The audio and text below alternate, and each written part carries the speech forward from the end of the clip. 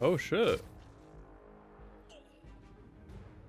Bro just fucking killed his own homie. She's trying to say, I am mom. Oh, bro. My heart fucking aches, man. That poor lonely monkey. Like, at face value, what they're doing is actually quite kind. This monkey's been abused. You don't want to torture it. You're just trying to let it live out its final days in peace.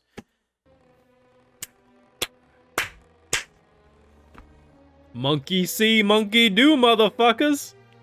I love how this dude is probably gonna be okay, though, if his guys get in, like, broken bones. He'll be like, Charlie! I love it. I honestly wonder, can he talk well enough about Charlie that Charlie feels like he's finally being accepted as himself rather than an experiment? Because that seems to be their play, is that just get on his emotional good side and we won't have to turn ourselves in. Oh shit, it is a frame job.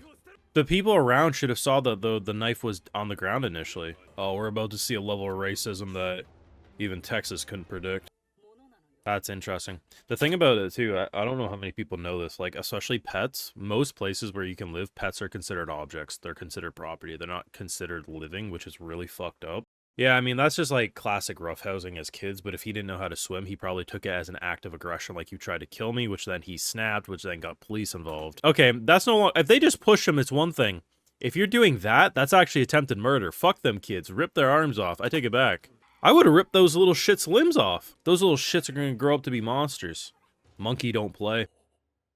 Yeah, that awkward moment when you realize that you'd been caging in an animal who could have left at any time. You called? It's absolutely wild to think that in the Darwin Incident, the main character actually has less rights than a slave. Because being half chimpanzee and half human, he neither fits into the role of that a human or an animal, so in doing so, he is considered property. But I gotta be honest, I feel like even slaves typically had more right. Like, this man can't even go to a... He's in such a situation that neither a vet nor a human hospital would probably take him for medical things. A slave owner probably gave better medical care rights. Jesus Christ, man. The past 2 episodes of this show have been wild. The only reason he stayed in that jail cell as long as he did was because he had no reason to leave the jail cell. If he hears his name being called, he's gonna bust out like he's Eren Yeager trying to go on a mission. Seriously, am I the only one who felt like this was like AOT coded? Like, obviously less dramatic, but remember when Eren was only in that jail cell because he wanted to be? That's the vibe I got when he finally busted out because Lucy was calling his name. Jesus Christ. The past 2 episodes, even better than the first 2. This show's a fucking masterpiece.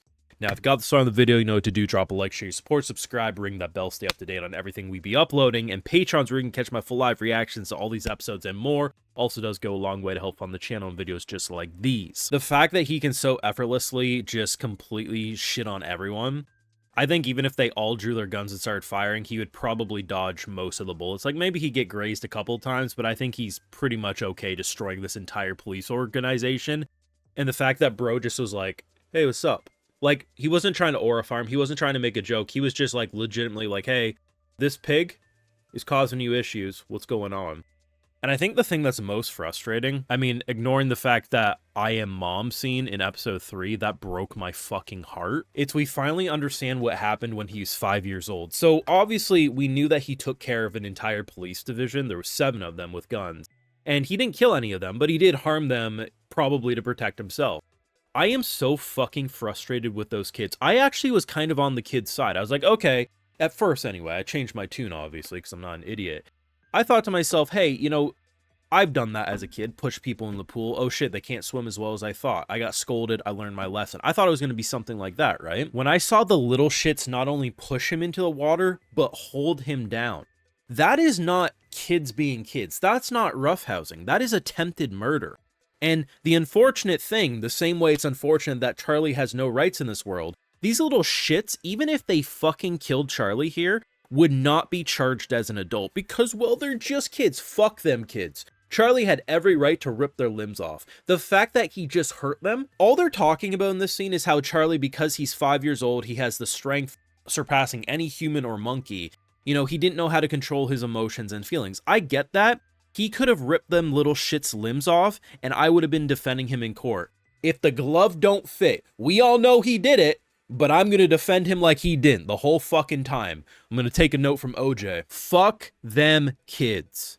Not like Epstein. Literally, just send them off and make him fucking survive. That infuriated me.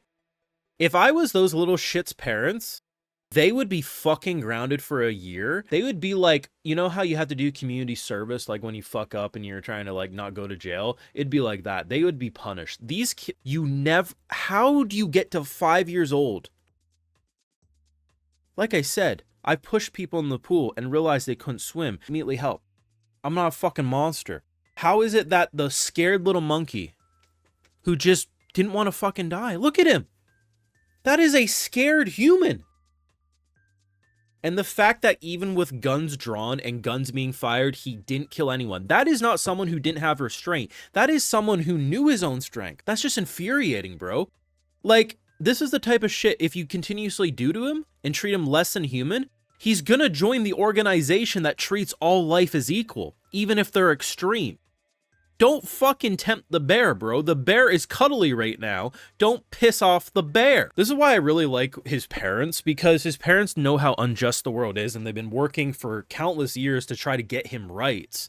And why this moment is so unfortunate, because it could set everything back. And I think that's why they really like Lucy, that they can genuinely tell the difference of someone who's performative with their support for Charlie and those who actually genuinely love and want to help Charlie. And that's exactly what Lucy represents, of course. The thing about this man is I fucking love to hate him. He is an absolute bitch, but he is the perfect antagonist. He's willing to stab his own men in order to get Charlie in a situation that will show Charlie how he's actually treated in this world unjustly.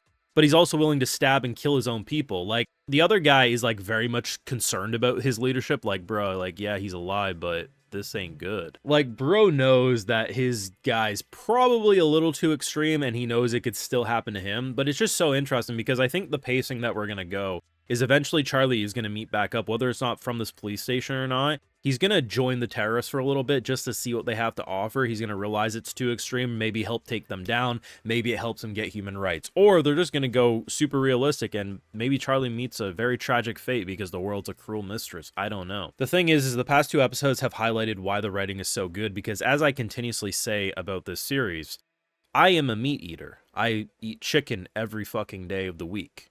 I love it. But I also can recognize I'm a bit of a hypocrite. But the interesting thing is that Charlie never counters people like my opinion of why it's okay to eat meat, because he's so logical. He doesn't fight with emotion. Everyone else in the series is very emotional, where he's pure logic. And the unfortunate thing is he's so logical, he could become the biggest psychopath or biggest idol in this world that just promotes healthy thoughts and why it's nice to be kind. I don't know where he'll fall by the end, but it fucking fascinates me. You let me know what you thought of Darwin Incident, the last week's episode, this latest one. How are you liking it? Let me know down below. There's a couple of shows, but this is in the running for my anime of the seasons. But your thoughts, drop a like, share, support, subscribe, ring that bell, and of course Patreon for live reactions and exclusives. Like, hey, I love to give video shoutouts to my patrons because they make these videos possible. So today we got Ishta, Mav, Jarl Brolgrove, Omar, Jay Vorty, Daniel Koskol, Archivist, and we also have Connor Brown. So I appreciate the support. Please take care. Have a good one.